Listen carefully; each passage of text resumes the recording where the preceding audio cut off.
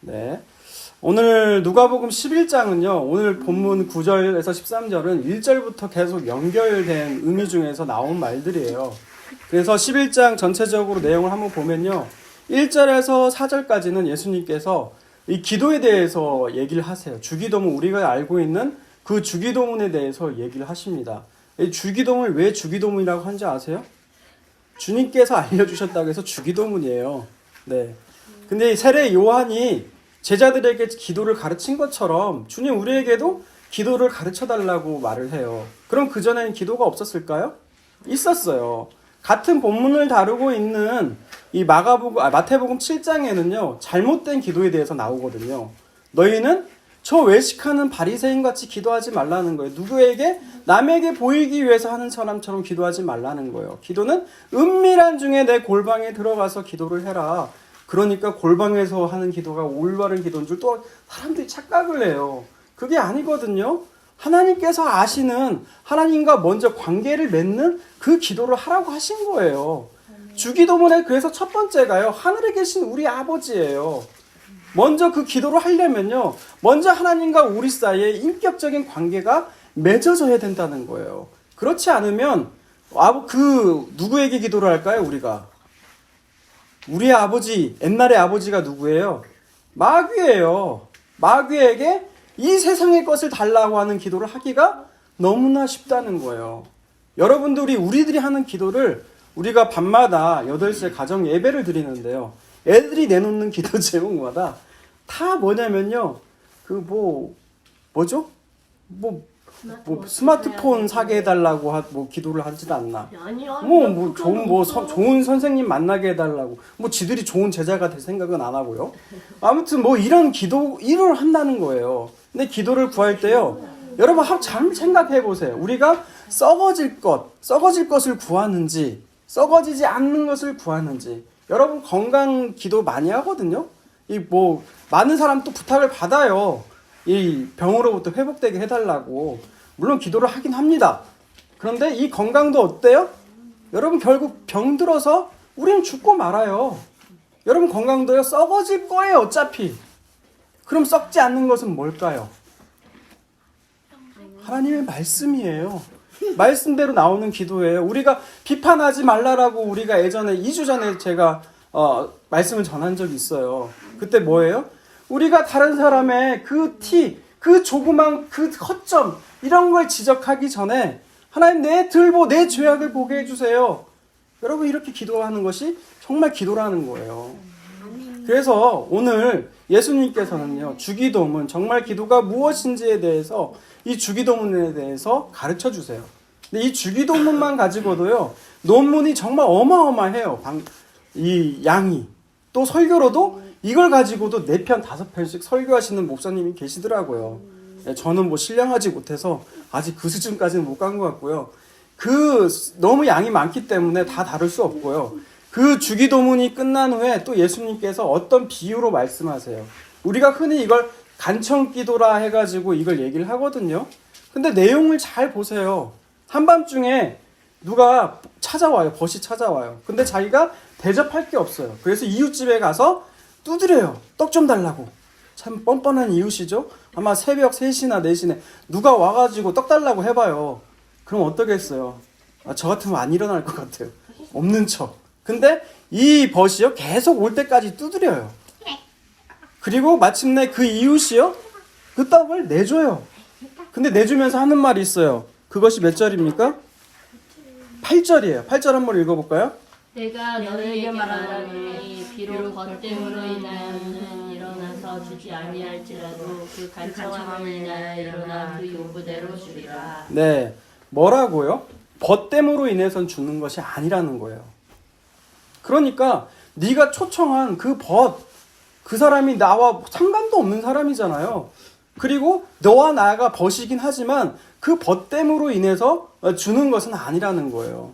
그 간청함, 부끄러워하지 않고, 부끄러움의 원어의 뜻이 그거거든요. 부끄러워하지 않고, 숨기지 않고, 그 간청함으로 인해서 드린다는 거예요. 근데 이 사람이 뭘 구했습니까? 자기를 위해서 떡을 달라고 한 건가요? 아니에요. 그 벗이 배고프니까, 그 벗을 사랑하는 마음에서 그 이웃에게 달려가서 수치도 모르고 염치도 모르고 떡을 달라고 한 거거든요. 그런데 이 간청 기도를 마치 내가 구할 것을 그렇게 기도해야 된다라는 거예요. 그거 아니거든요. 이 사람은요, 자기 먹을 것 때문에 그런 게 아니에요. 이웃에 자기를 찾아온 벗에게, 헐벗은 벗에게 그걸 주기 위해서 간청했던 거죠. 그리고 이어서 나온 그 부분이 바로 오늘 구하고 찾고 두드리라는 거예요. 근데 9절과 10절을 보면은 구하는 이마다 받을 것이요, 찾는 이마다 찾아날 것이며 두드리는 자마다 열릴 것이래요. 근데 9절과 10절을 읽어보면 중요한 한 가지가 빠졌어요. 뭐가 빠졌습니까? 읽으면서 그냥 멍 하신 건가요? 이것을 가지고 사람들을 많이 현혹을 시켜요. 예. 목회자라고 하는 사람들이 저까지 포함해서. 기억을 들었어요. 무엇이든지 구하래요. 너희가 구하지 않았으니까 못 받은 거라고 하면서요. 근데 뭐가 빠졌어요? 목적어가 빠졌잖아요. 목적어가. 무엇을 구하고 찾고 두드리라는 건가. 이게 빠졌잖아요. 뭐가 빠졌어요? 목적어가요. 무엇을. 그것이 나중에 13절에 나오거든요. 그러면서 이르기를 너희 중에 아버지 된 자가 있는데, 이 마태복음엔 돌이 나오거든요. 이 누가 떡을 달라고 그러면 돌을 줄 것이며, 생선을 달라고 할 건데 뱀을 줄 것이며, 알을 달라고 하는데 정갈을 줄 것이냐. 악한 자라도 그 자식에겐 좋은 것 주지 않겠느냐라는 거예요.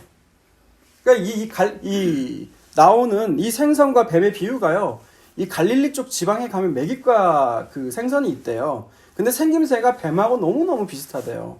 그래서 어부들도 헷갈린대요, 심지어. 그렇게 헷갈린다는 거죠. 그리고 정갈과 알은요, 정갈은 이 상대방의 독을 품기 위해서 꼬리를 바짝 세우는데요. 그 알록달록한 모습이 마치 알과 같대요. 그러니까 자식이 알을 달라고 하는데, 떡을 달라고 하는데, 떡을 달라고 하는데, 그리고 생선을 달라고 하는데, 누가 뱀을 주며, 돌을 주며, 정갈을 주겠냐는 거예요. 그러면서 나온 말이 뭐예요? 이 악한 자라도 자식에게 좋은 것 줄 알거든 하늘 아버지께서 가장 좋은 것을 주시지 않겠느냐 라면서 답변을 한 게 13절이에요. 13절에 뭘 주신다고 나와 있어요? 성령. 네, 성령님을 주신대요. 근데 이 같은 복음서를 다루고 있는 이 마태복음 7장에는요, 이게 생략돼 있어요. 왜 생략돼 있는 줄 아세요? 그건 마태복음의 독자와요, 누가복음의 독자가 다르기 때문에 그래요. 마태복음은 누구를 위해 쓴 복음이라고 했어요? 유대인들을 위해 썼어요. 그렇기 때문에 가장 좋은 것은 유대인들은 말하지 않아도 알아요. 가장 좋은 건 아버지 하나님으로부터 나온 거라는 거. 하나님께로부터 나온 것이 가장 좋은 것이라는 걸 알고 있어요. 하지만 누가복음의 독자는 누구예요? 우리와 같은 이방인이에요. 우리 이방인이에요.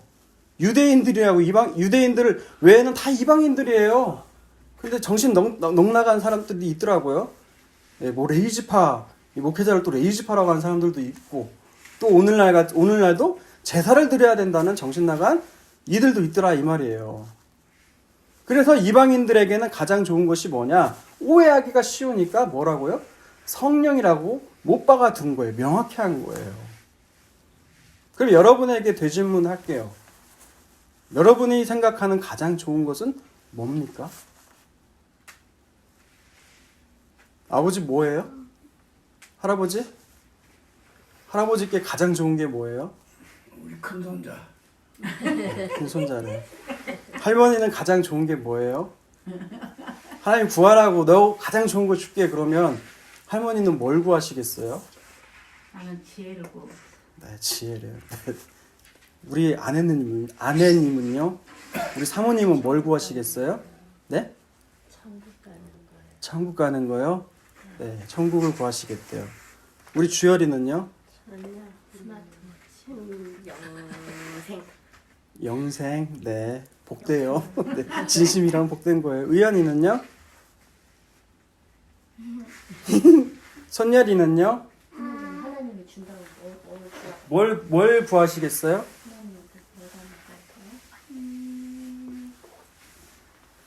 네, 됐어요. 지혜예요? 네, 할머니 따라서 한 것 같은데요. 근데 우리가 좋은 것이라고 얘기할 때 그 배경들이 다 있잖아요. 근데 하나님 입장에서 보면 하나님 입장에선 가장 좋은 것이 있고요. 우리가 생각할 때 가장 좋은 것이 있어요. 근데 우리가 생각하는 가장 좋은 것의 기준은 무엇일까요? 에베소서 말씀 볼게요. 에베소서 갈라디아서 뒤에 있어요. 고린도서 다음에 갈라디아서, 그 다음 에베소서 말씀이 있는데요. 에베소서 2장, 가장 좋은 것을 우리가 무엇으로 알고 있느냐? 2장 1절에서 3절 말씀을 한번 읽어볼게요. 그는 허물과 죄로 죽었던 너희를 살리셨도다. 그때 너희는 그 가운데서 행하여 이 세상 풍조를 따르고 공중의 권세 잡은 자를 따랐으니 곧 지금 불순종의 아들들 가운데서 역사하는 영이라. 전에는 우리도 다 그 가운데서 우리의 육체 욕심을 따라 지내며 육체와 마음이 원하는 것을 하며 다른 이들과 같이 본질상 진노의 자녀이었더니. 우리의 가장 좋은 것은 뭘 따라요? 이 세상의 풍속과요, 공중 권세 잡은 자를 따랐다는 거예요. 이 세상의 풍속이라는 건요, 예를 들어서 우리나라는 남자가 치마 입으면 어떻게 봐요? 뭐 변태로 보겠죠. 뭐 오늘날 그래도 좀 패션, 앞서간 패셔니스트는 또 치마 같은 바지도 입는데, 우리나라에서 치마 입으면 어때요? 그것이 좀 이상하게 보이잖아요. 그런데 스코틀랜드나 이런 데 가면 남자가 치마 입는 전통이 있었어요. 그래서 스코틀랜드 쪽에서는 이 치마 입는 걸 이 세상 이상하게 쳐다보지 않는다는 거예요. 또 우리나라에서는요, 우리나라에서만 있는 문화예요. 일정한 나이가 되면요, 결혼을 해야 돼요. 이거 곧 명절이 다가오는데 친척들이요, 직장 잡았잖아요. 직장 잡은 청년들한테 물어보는 게, 너 장가는 언제 가냐? 이런 소리 잘 물어보잖아요. 다른 외국 같은 데 가보면 일정한 나이 되면 꼭 결혼해야 된다는 그런 게 없어요. 그러니까 오늘날 이 세상을 살아가는 우리에게는 이 세상을 풍속을 쫓아가고요. 또 공중 권세 잡은 자의 영을 따라간대요.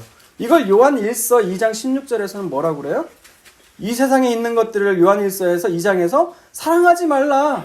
사랑하게 되면 너희는 하나님 사랑에 있는 것이 아니다 라고 하면서 이 세상의 것들이라고 하면서 뭐라고 나와요? 육체의 정욕과 안목의 정욕, 이 세상의 자랑이라고 나오거든요. 이 세 부류에서 벗어날 자가 없다는 거예요. 육신의 정욕이라는 게 뭐예요? 육신의 쾌락과 기분에 따라 지 맘대로 사는 거예요. 마음대로 원하는 대로. 안목의 정욕은 뭐예요? 내 눈에 보이는 것이 좋아 보이는 대로 사는 거예요. 우리가 뭐 백화점 가면 보이는 게 다 좋아 보이잖아요, 사실. 그렇죠? 마트에 가면 사고 싶은 물건들이 너무 많아요. 여러분, 이게 안목의 정욕이에요. 이생의 자랑은요, 자식이 잘 되면 그 자식 얼마나 자랑하고 싶겠어요. 내가 돈 많으면 돈 많은 거 자랑하고 싶어요, 안 싶어요? 없어서 그렇지.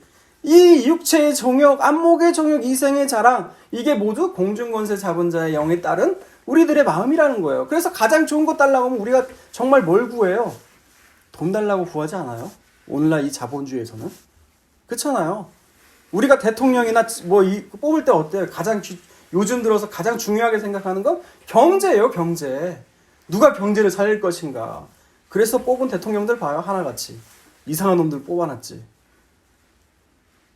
네, 아내가 톤을 좀 다운하래요. 네. 아무튼 우리는 이런 식으로 가장 좋은 것을 오해한다는 거예요.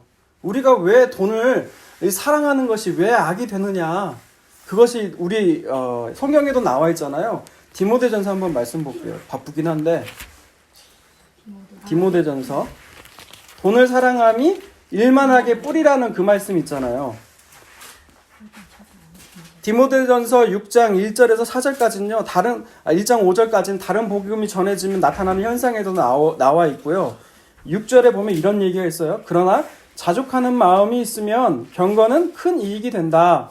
우리가 세상에 아무것도 가진 곳이 없는데 또한 가지고도 아무도 갈 수 없다. 이런 말은 믿지 않는 사람도 잘해요.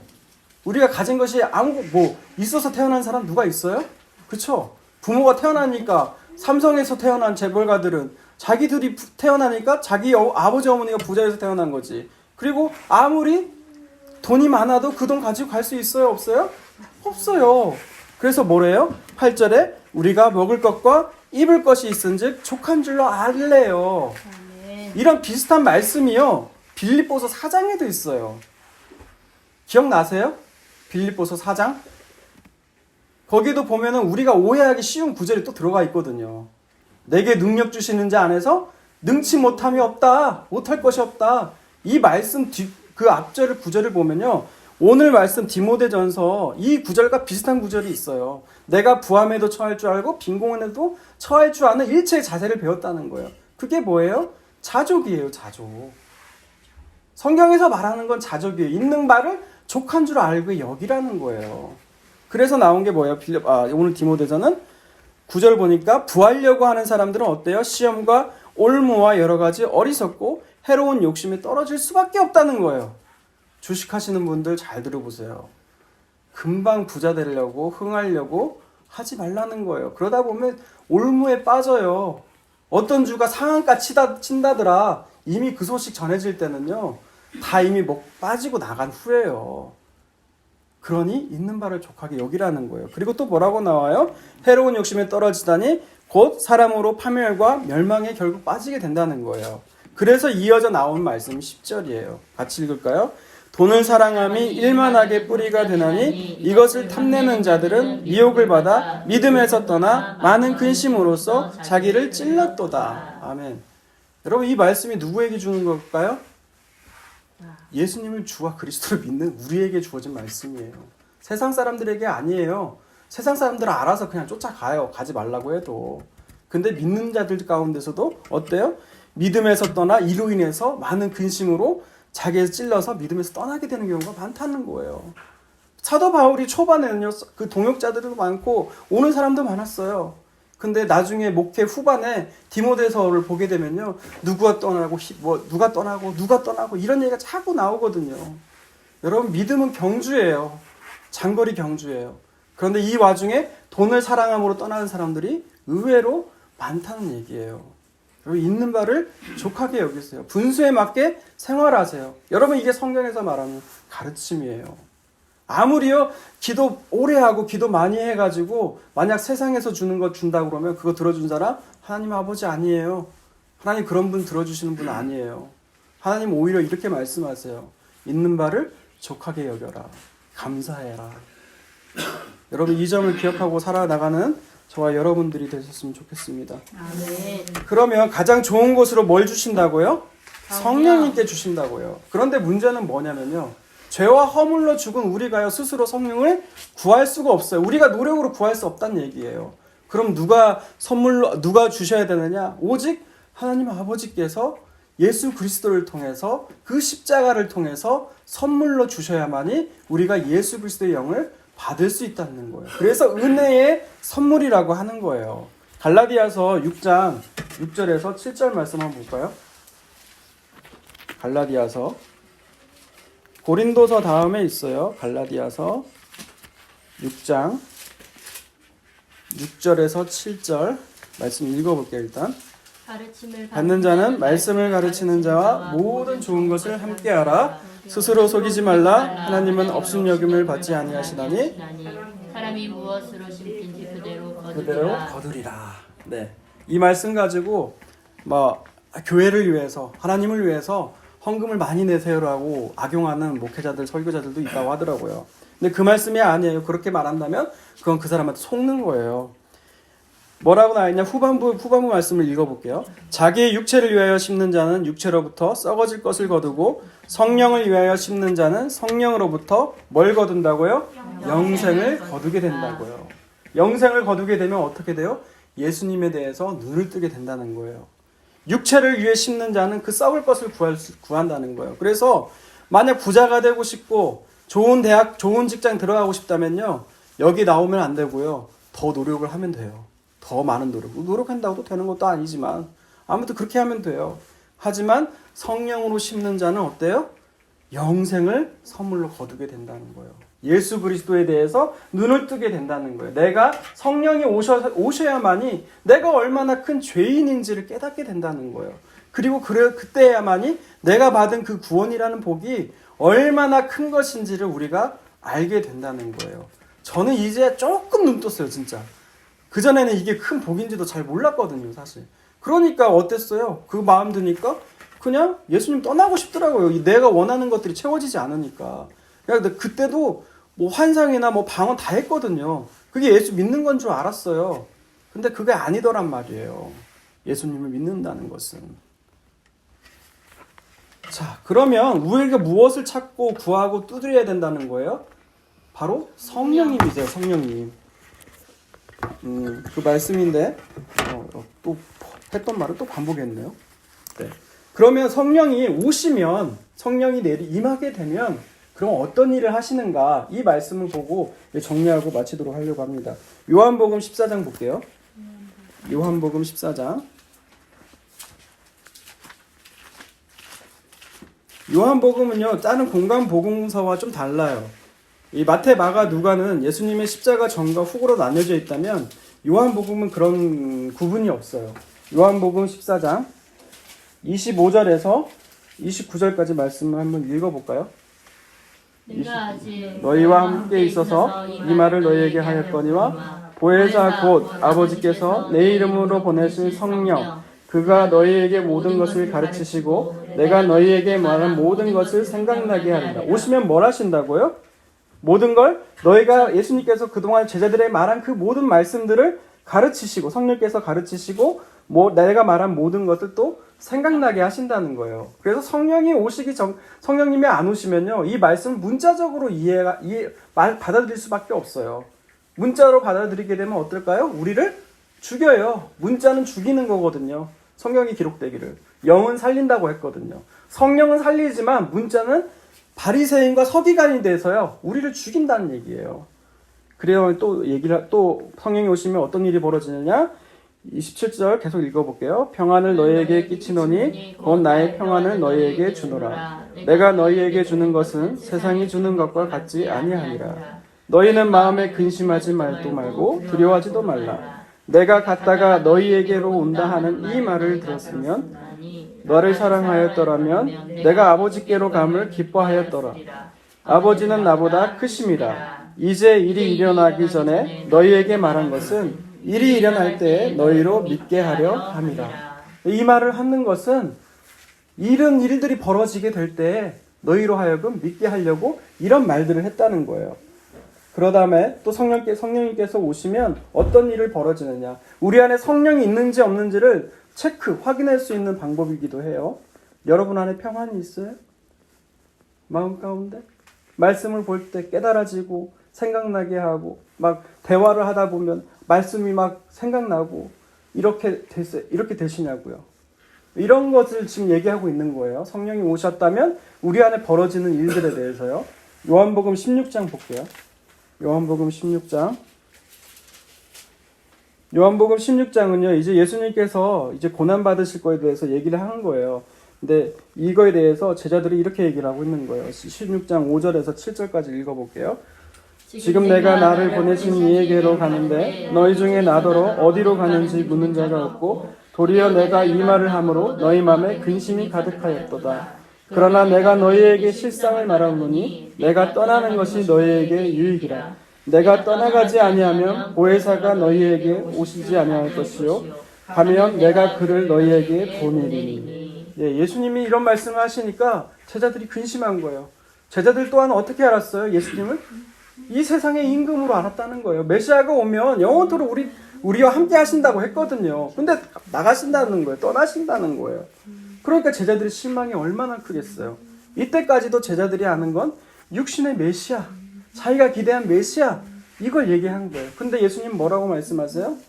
내가 떠나는 것이 너희에게 유익하다. 왜요?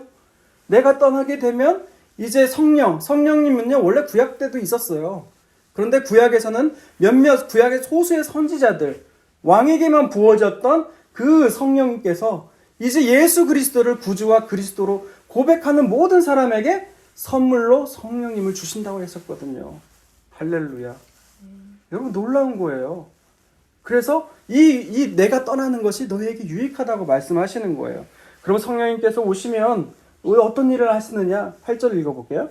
그가 와서 죄에 대하여 의에 대하여 심판에 대하여 세상을 책망하시리라. 성령께서 오시면 좋은 일이 벌어질 줄 알았는데 뭐라고요? 뭘 하신다고요? 책망한다고요. 꾸짖는다고요. 뭐에 대해서 꾸짖습니까?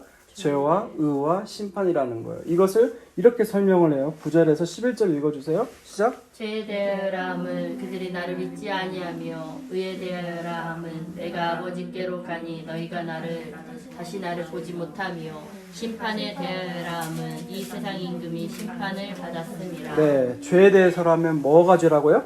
믿지 않는 예수님을 믿지 않는 것이 죄라는 거예요. 그런데 오늘날 대한민국에 사는 이 말씀은 제가 한 말이 아니에요. 이정우 목사님이 한 말인데 그 말씀이 맞더라고요. 죄가 뭐예요? 남자들은?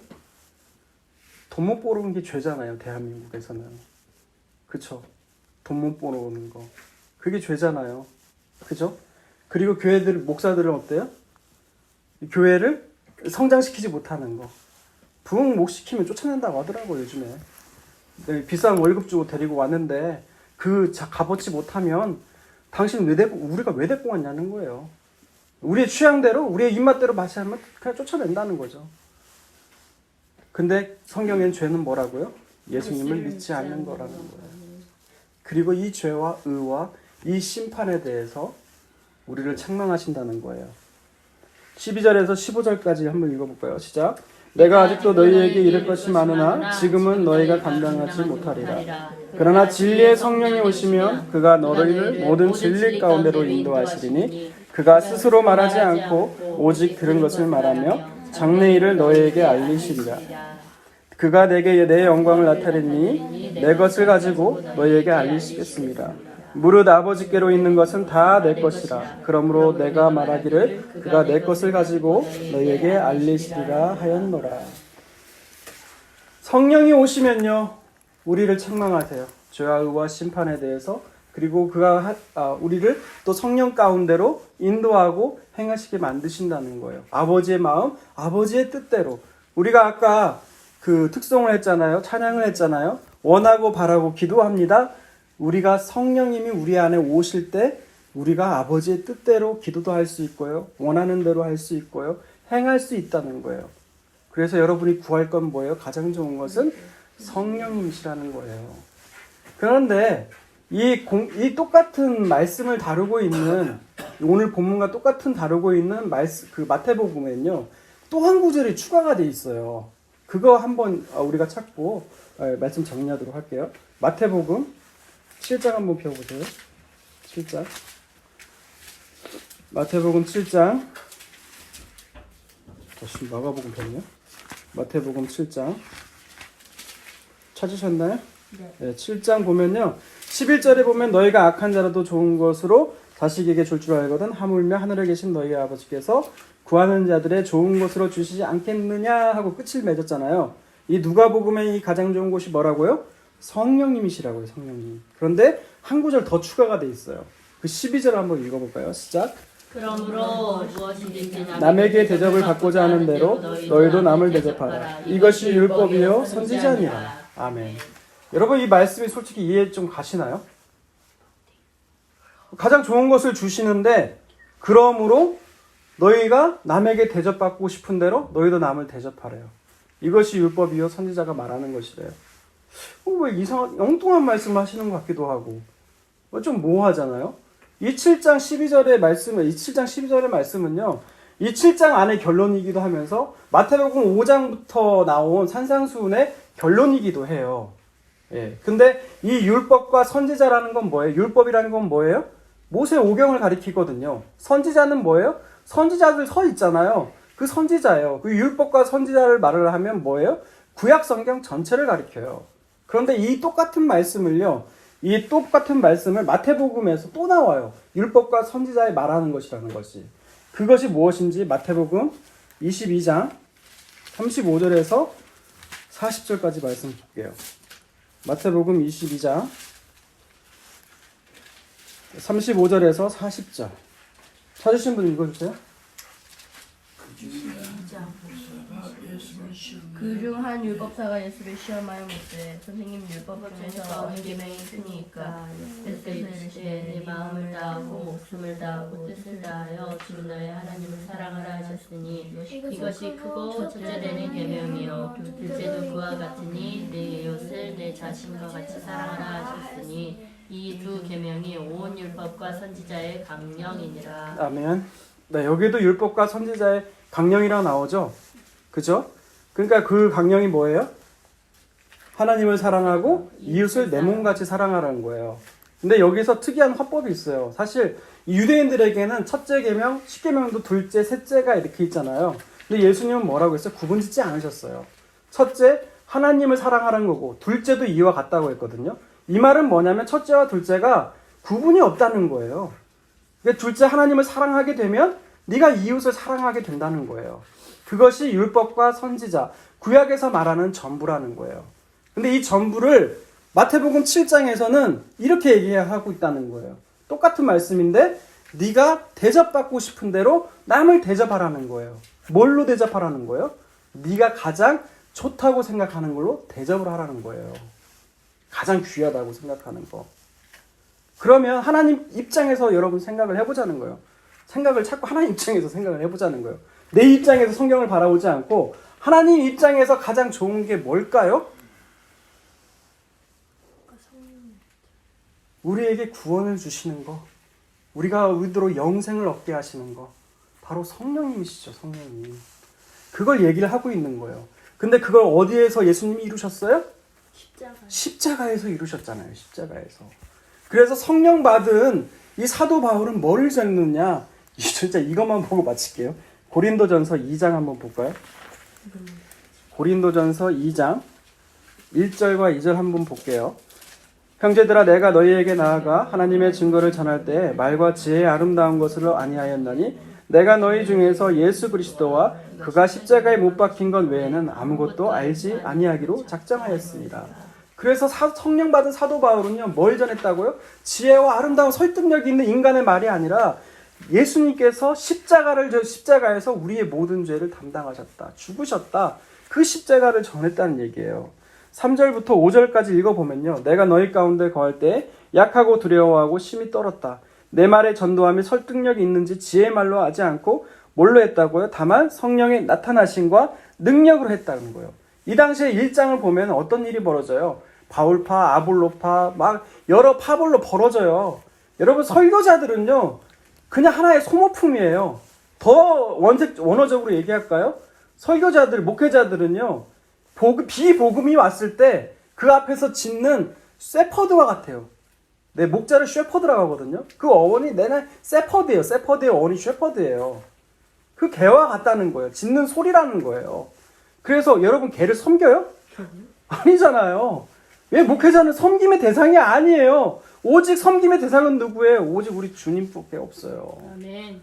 그러니까 설교자 어떤 취향에 따라 다 설교를 들으실 거예요. 그런데 그 설교자들을 너무너무 하다 보면 그들을 우상화할 수도 있다는 얘기예요.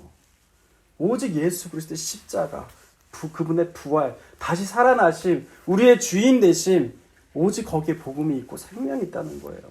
그걸 알고 쫓아가는 저와 여러분이 다 되시기를 주님의 이름으로 축복합니다. 아멘. 우리 자리에 일어나서 찬양 드리겠습니다.